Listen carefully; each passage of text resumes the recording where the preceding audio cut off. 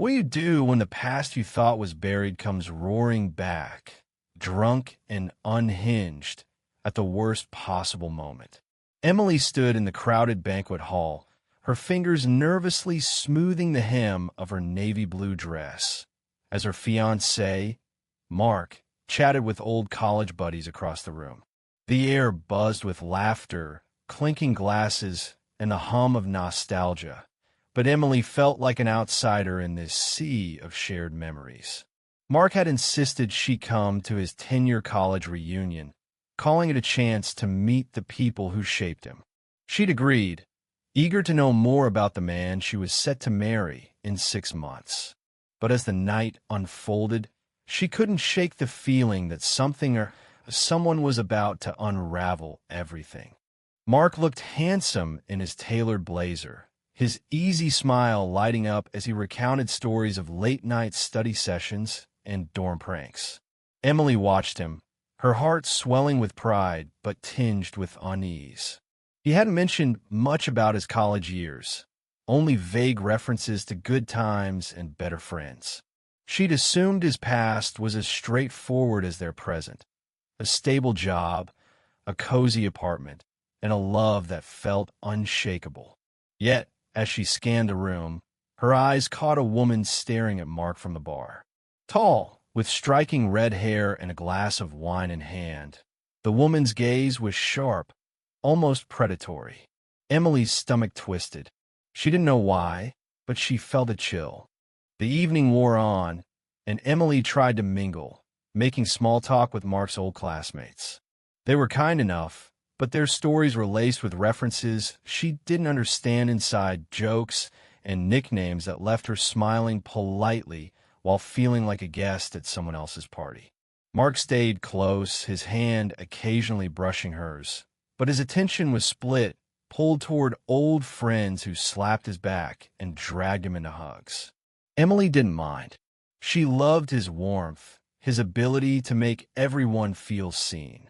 But then, as the band struck up a lively tune, the red-haired woman from the bar approached. "Mark," she called, her voice cutting through the music. Heads turned. She swayed slightly, her wine glass tipping dangerously.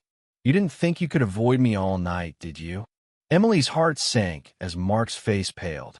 He stepped forward, his voice low and tense. "Laura, please." "Not here." Emily froze. Laura. The name hit her like a forgotten chord, stirring a memory from early in their relationship. Mark had mentioned an ex, someone he'd dated for nearly a decade, but he'd brushed it off as ancient history. Was this her? Laura laughed, a sharp, bitter sound, and took another swig of wine. "Oh, come on, Mark. Don't act like I'm the problem. You owe me a conversation." The room grew quieter, eyes darting between them. Emily's pulse raced.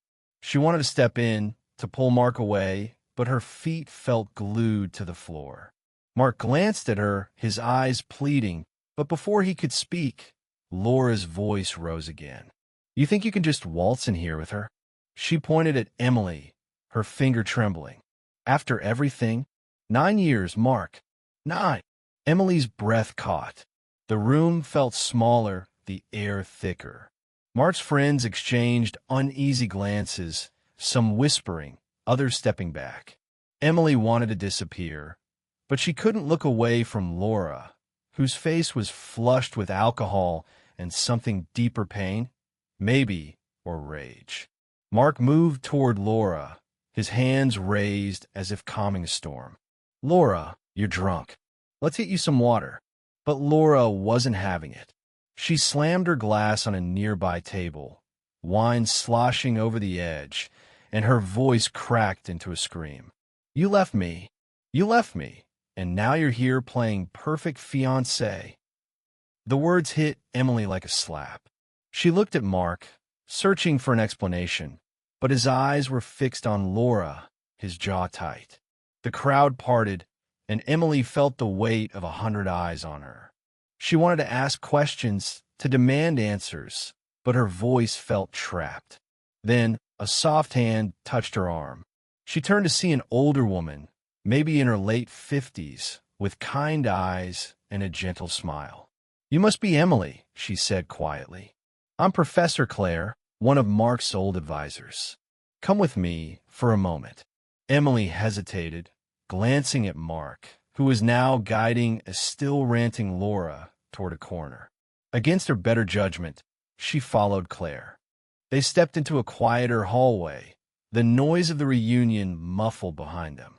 Claire's voice was steady, almost maternal. "I saw what's happening, and I thought you might need a breather. Laura, she's not a bad person, but she's carrying a lot of hurt." Emily's throat tightened. "Who is she to Mark?"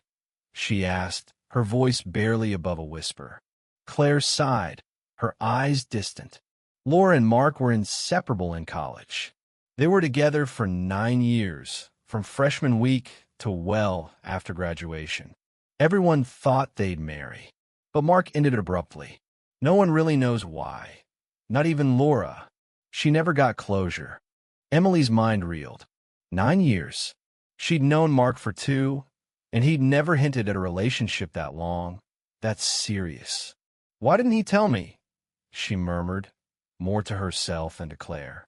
The professor's gaze softened. "Mark's a good man, but he's human. Maybe he thought he could outrun his past. Laura showing up like this, it's not your fault, or his. It's just unfinished business." Emily nodded, but her chest ached. She felt betrayed, not by infidelity, but by omission. Why had Mark hidden this part of himself?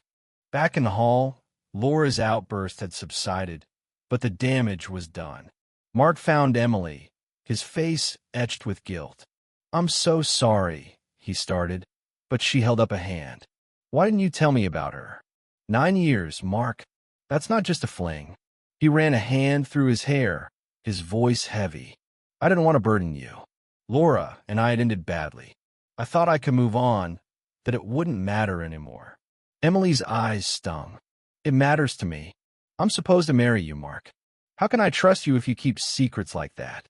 The ride home was silent, the air between them thick with unspoken words. Emily stared out the window, replaying Laura's screams, Claire's kindness, and Mark's silence. She thought about the ring on her finger, the future they'd planned. Could she marry someone whose past was a locked door? But then she remembered Claire's words. Mark was human, flawed, like her. She thought of her own past mistakes, the things she'd buried to move forward. Maybe love wasn't about perfection, but about facing the mess together. Days later, Mark sat her down and told her everything, how he and Laura had grown apart, how he'd ended it to find himself, how he'd met Emily and felt whole for the first time. It wasn't an excuse, but it was the truth. Emily listened, her heart softening but still cautious. "No more secrets," she said firmly. He nodded, his eyes earnest. No more secrets. The reunion had been a storm, but it left Emily with a choice, to walk away or to rebuild. She chose to stay, not because it was easy, but because love, she realized, was about seeing the cracks in someone and choosing to hold them anyway.